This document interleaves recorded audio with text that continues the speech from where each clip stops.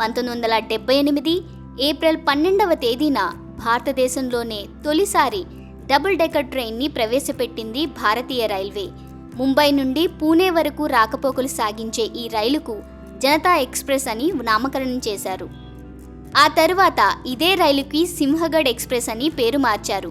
ఇప్పటికీ నడుస్తున్న ఈ రైలును ప్రస్తుతం సెంట్రల్ రైల్వే జోన్ నిర్వహిస్తుండడం విశేషం. 1961 ఏప్రిల్ 12న అంతరిక్షంలోకి మొదటిసారి మానవుని ప్రయాణం.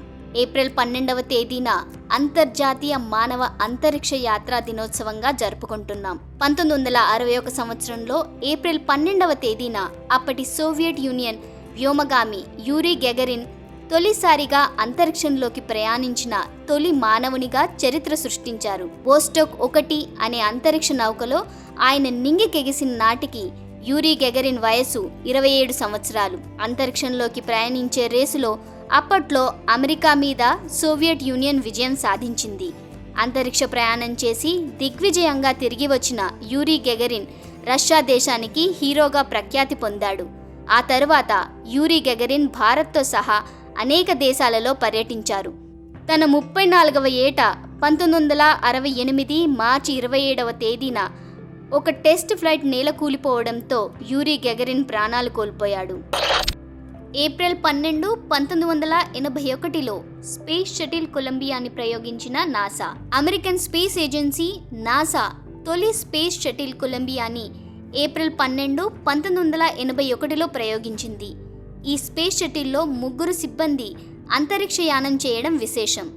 కమాండర్ జాన్ డబ్ల్యూ ఇంకా 2 వ్యోమగాములు జాన్ యంగ్ ఇంకా రాబర్ట్ క్రిపెన్ ఈ షటిల్లో ప్రయాణించారు. కొలంబియా స్పేస్ షటిల్ భూగృహాన్ని 37 సార్లు చుట్టి 54.5 గంటల పాటు ప్రయాణించి తిరిగి 1981 ఏప్రిల్ 14వ తేదీన భూమి మీదకి రావడం విశేషం. అమెరికాలో అంతర్యుద్ధం 1861వ సంవత్సరం ఏప్రిల్ 12వ తేదీన ప్రారంభమైంది. దాదాపు 4 ఏళ్ల పాటు సాగిన ఈ అంతర్యుద్ధంలో అమెరికా దేశం ఎంతోమంది పౌరుల్ని కోల్పోయింది. అప్పటి యునైటెడ్ స్టేట్స్ పాలన నుండి స్వాతంత్రం ప్రకటించుకున్న 11 దక్షిణాది రాష్ట్రాలు అమెరికన్ ప్రభుత్వంతో యుద్ధానికి దిగాయి. ఈ యుద్ధం 4 ఏళ్ల పాటు సాగి 1865వ సంవత్సరం ఏప్రిల్ 9వ తేదీన ముగిసింది. అమెరికన్ చరిత్రలో ఇది ఒక చీకటి అధ్యాయంగా ఎప్పటికీ మిగిలిపోతుంది. 1801 సంవత్సరం ఏప్రిల్ 12వ తేదీన పంజాబ్ దేశానికి మహారాజుగా రంజిత్ సింగ్ ప్రకటించబడ్డారు. సిక్కుల సామ్రాజ్యాన్ని స్థాపించిన వ్యక్తి మహారాజా రంజిత్ సింగ్. ఆయనని షేరే పంజాబ్గా, పంజాబ్ కేసరిగా అభివర్ణిస్తారు. 10వ ఏట తొలిసారిగా యుద్ధం చేసిన రంజిత్ సింగ్ 12వ ఏట పంజాబ్ రాజసింహాసనాన్ని అధిష్ఠించారు.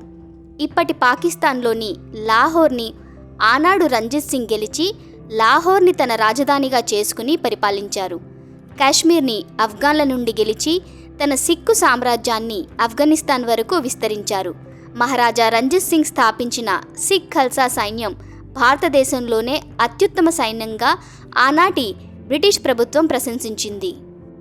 ప్రముఖ చరిత్రకారుడు రఖల్దాస్ జన్మదినం ఏప్రిల్ 12, 1885. ప్రముఖ ఆర్కియాలజిస్ట్ ఇంకా చరిత్రకారుడు రఖల్దాస్ బెనర్జీ ఏప్రిల్ 12, 1885లో జన్మించారు. పశ్చిమ బెంగాల్లోని ముర్షిదాబాద్ ఆయన జన్మస్థలం. ఇండస్ వ్యాలీ నాగరికతలో ప్రఖ్యాత మొహంజదారో నగరాన్ని కనిపెట్టిన వారు రఖల్దాస్.